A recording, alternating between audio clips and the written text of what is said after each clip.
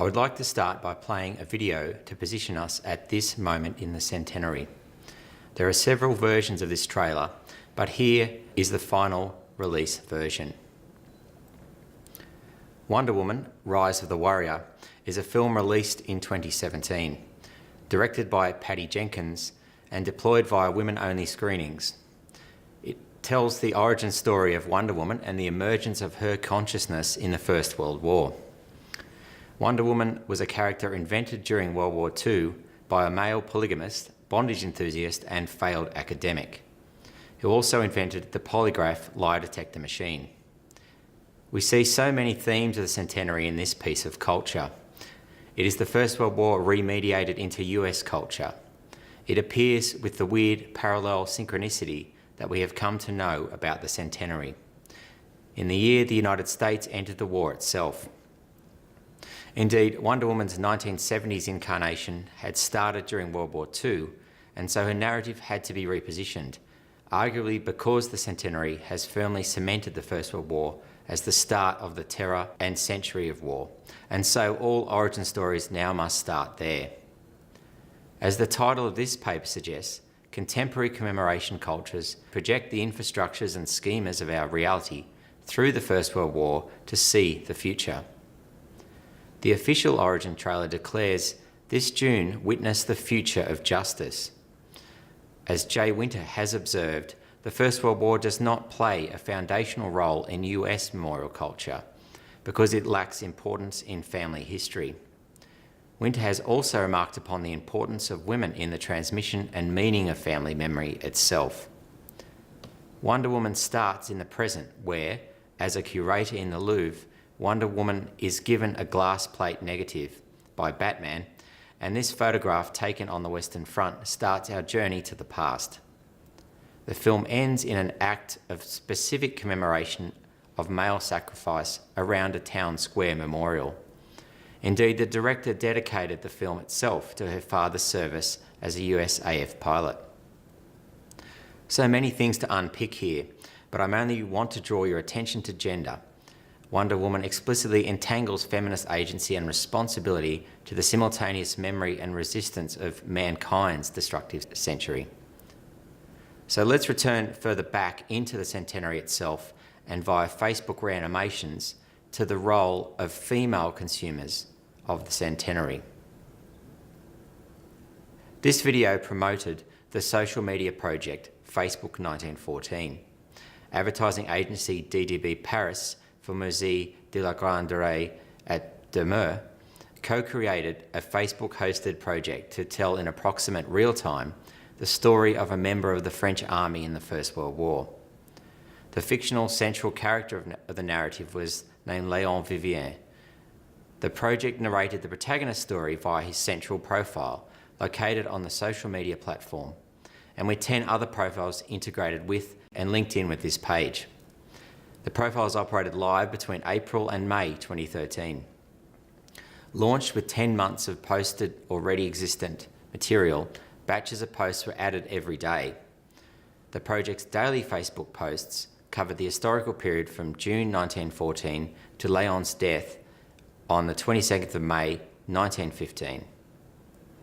Facebook is important to understanding First World War mediations in the centenary, not only because of format, but also because of an exponential widespread international adoption immediately prior to the centenary itself.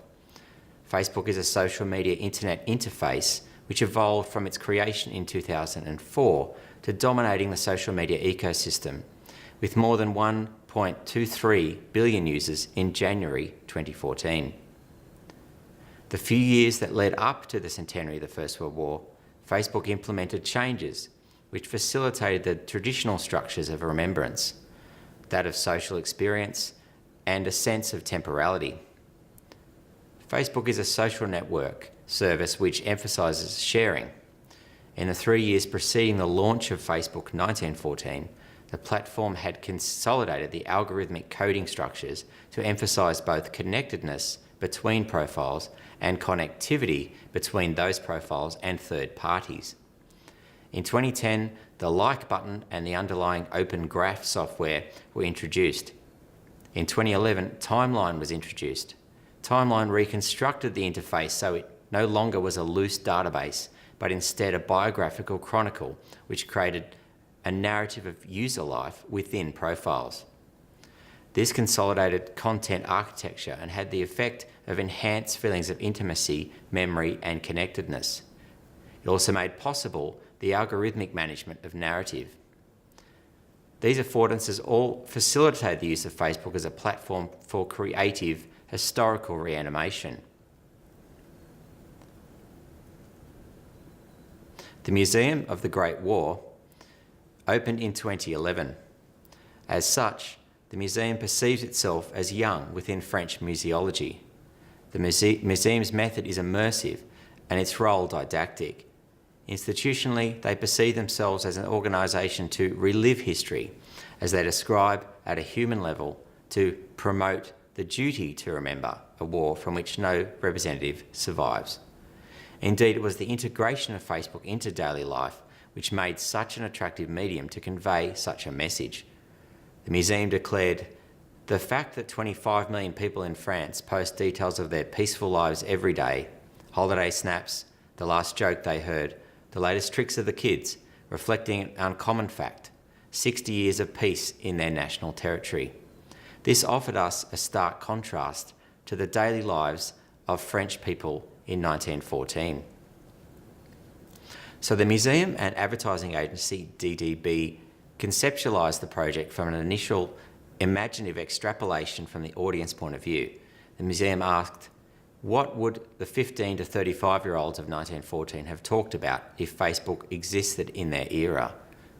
To create the capacity for shared fictional imagined community across time, the museum and DDB, quote, decided to build not a brand page but a personal profile, Léon Vivien's one.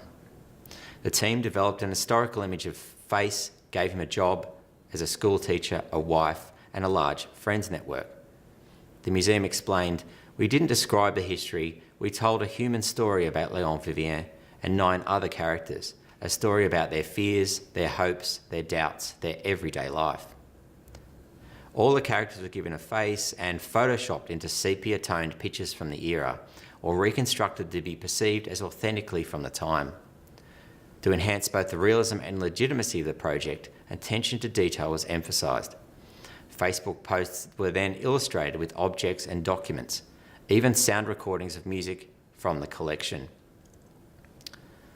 Facebook's digital connectivity and advertising revenue base lends itself to precise metric analysis of impact and engagement.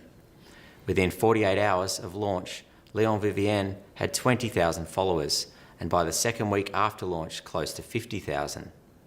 Between 2013 and the 14th of April 14, total reach was over 5 million impressions. Facebook 1914 creates a representation of the First World War as a networked public. Early posts built Léon's character and associations with friends of followers so they can empathetically relate to him. When his mobilisation is announced, many followers declared, "Good luck, Léon." Dramatic irony was common. Followers encouraged by the fake discussion between Léon and his friends of the politics of 1914 also wanted to express concerns about the politics of today expressed generationally, as though he were talking to the past in the present. This verges on sacralisation within a pantheon of the universal soldier. Léon declares his entry to this pantheon himself. On, quote, May 22, 1915, on the front line, after an artillery barrage, Léon awaits a German attack. His literal last post expresses his vulnerability of close hand-to-hand combat. But as he faces death, his reflections become trans-historical. Léon himself imagines himself no longer a man of the 20th century. I'm a soldier of Crécy, a trooper of the Middle Ages, a foot soldier without armour. He joins a pantheon of historical warriors for France. Madeleine asks plaintively in response to his post, Léon. No answer comes, but 825 comments do follow.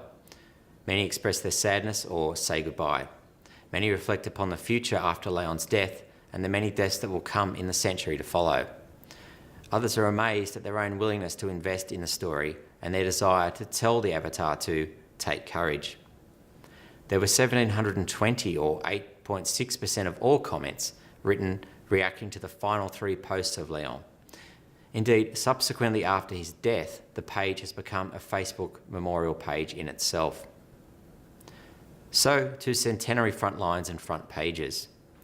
The museum saw the centenary coming and wanted to be a first mover, rather like the causes of the First World War.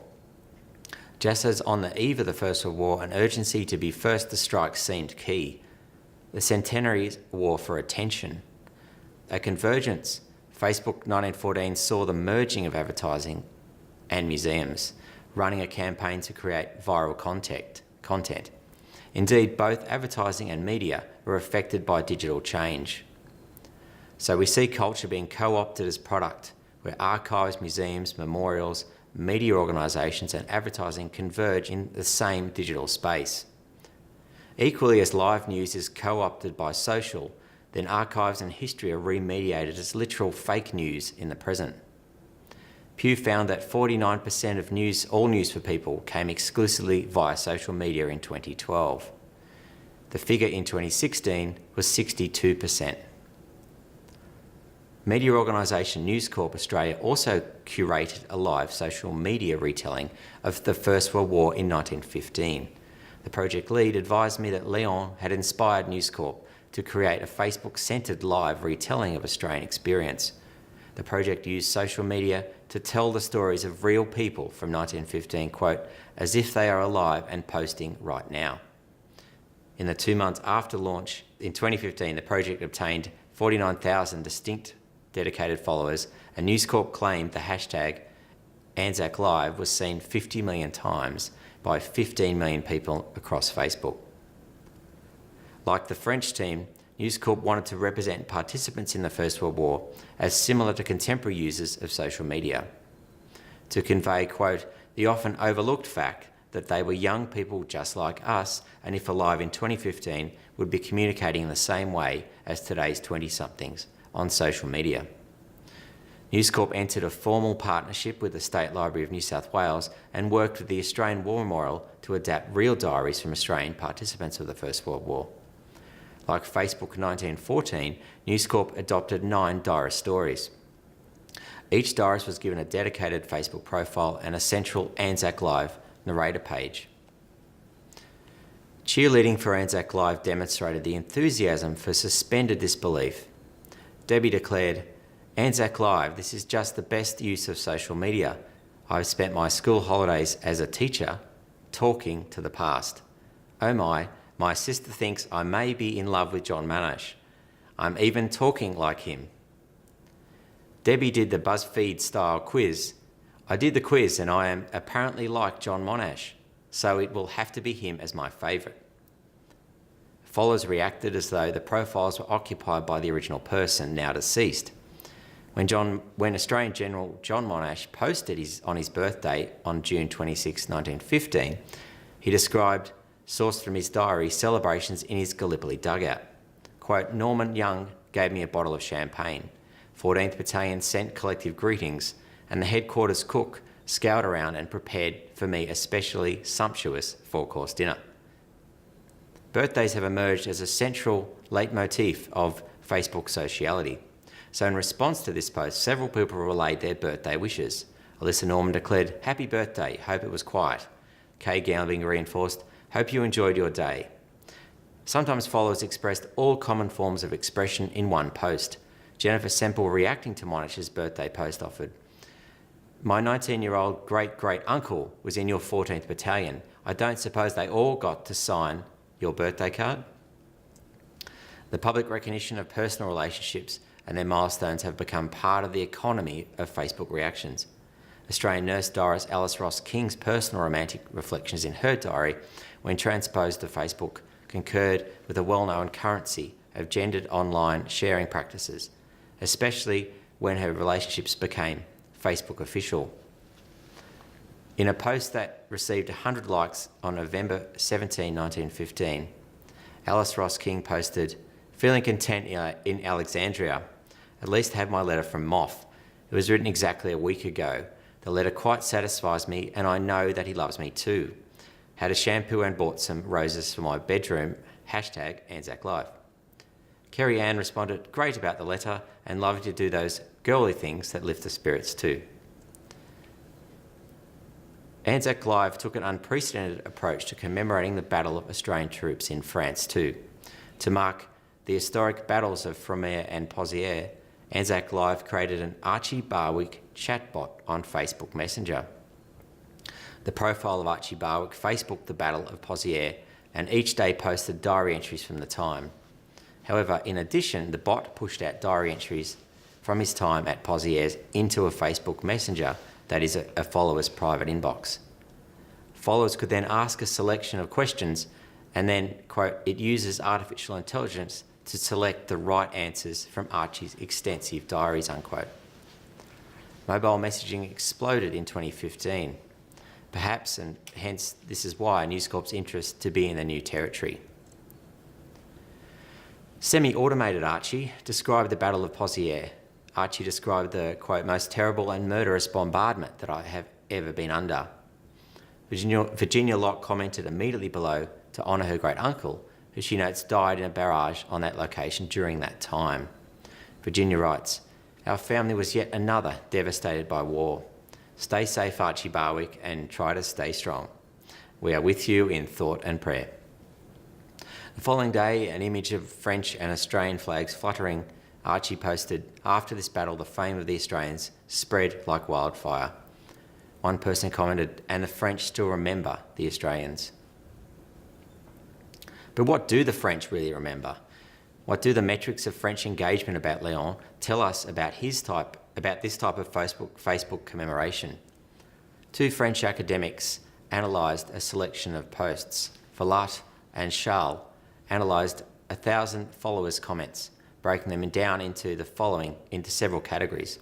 The majority, 29% of posts, were to offer Léon remerciement, or appreciation and or encouragement though occasionally with a reflection on anti-war sentiments. Overwhelmingly, the page is made up in participation, and that participation can be measured. What sort of demographic comparison can we make with the metrics of participation? Hannah and Horn have recently confirmed the remaining centrality of the Pouleur to be the focus of the commemoration in France during the centenary, but also how widespread the connection between the memory of him and families, women and children to localities. This was borne out in the Australian material overall, but the most distinct national difference was the gender difference between Australia and France. Anzac Live's audience was, according to the stats provided by News Corp, composed of a 65% female audience. The biggest component were women aged 35 to 44 in Australia, and also the nurse was by far the biggest character and received most comments overall. The French audience reflected the demographic distribution of French Facebook overall at the time, with a somewhat equal gender comparison. The audience in France was slightly younger also, with a slight emphasis in the under 35 age group than the Facebook audience population as a whole.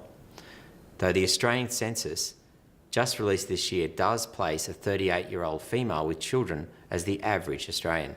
So this brings us back to Wonder Woman. In an era of social media where we can verify the presence of a female commemorative consumer, historians argue that it was the emergence of the feminist movement opposing voices to Anzac Day which led to the so-called decline of Anzac in the 1970s and 80s. Arguably, female consumption in social media exemplifies its Anzac resurgence. The affordance of the software enables us to perceive the connections between those consumers. They are a network, or what Facebook calls a graph. So what does that mean for how the First World War is being uploaded into contemporary digital culture? In summary, I wanted to explore the role of participatory networks of commemorative publics in social media as forming connective, not collective commemoration in new forms of space which collapse notions of temporality like perceptions of past, present and future. Digital theorist Dana Boyd argues that social media like Facebook are simultaneously a space and a collection of people. In their constitution as a networked public, Boyd perceives social media as a new form of public space. This brings us to Pierre Nora. Can we consider the possibility of Facebook and Léon as an online le demeure or a site of memory? Is Leon's Facebook page, quote, a significant entity, whether material or non-material in nature, which by dint of human will or the work of time has become a symbolic element of memorial heritage of any community, in this case, the French community? Nora is well known prior to the centenary to being critical, politicised memorial practices. But whereas Nora talks about a popular collective memory, Leon expresses a subtle difference. Not the national collective experience of the past, nor the fractured frameworks of Winter's description of the second boom, but something new, a connected public. Much of the analysis of the role of social media in public life focuses on debates about its agency for revolution. And Egypt in 2011 is the key case study. The hopes for utopian upsurge via social media have dissipated. Instead, what has emerged is a more subtle consideration of the function of online publics, especially around key events. Andrew Hoskins, also writing in 2011, described contemporary memory after the connective turn in a, quote, ongoing recalibration of time, space and place and memory by people and machines as they inhabit and connect with both dense and diffused social networks, unquote. For example, the way in which in 7/7, the immediacy of the online environment created timeline assemblages of event from digital archives. But this was written before Facebook came to dominate our own timeline so much. Papachoresis in effective publics and structures of storytelling tells Raymond Williams structures of feeling which reflects a particular historical moment as, quote, sustained by spreadable technologies which afford texture, tonality, discursivity and narrative modality to networked and effective publics, unquote.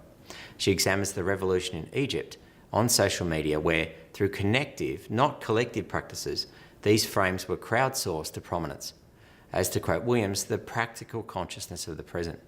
She writes, understanding social media as structures of feeling, as soft structure of storytelling, permits us to examine them as soft structures of meaning-making practices that may be revolutionary. But moreover, for our purposes, in exploring historical reconstructions online, they convey a sense of being there, which in moments in contemporary publics help publics collaboratively reimagine a shared future. I'm suggesting that this ability might inversely be attempted to be reproduced looking backwards in these social media retellings, which also via social networks and via soft storytelling of social media affords publics to do so by creating the same structures of feelings of the past for the future in that shared connective present. The affordance of technology is linking people to the past in new ways.